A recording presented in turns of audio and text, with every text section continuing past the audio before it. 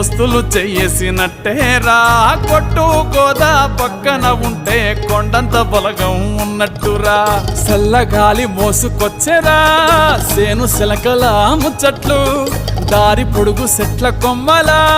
రాలుతున్న పూల సప్పట్లు గట్టి మోపులు కాల్వ కట్టులు చెమట సుక్కల్లో తడిసిన ఈ మట్టి గంధాల పల్లెటూరు దీని తీరే అమ్మ తీరే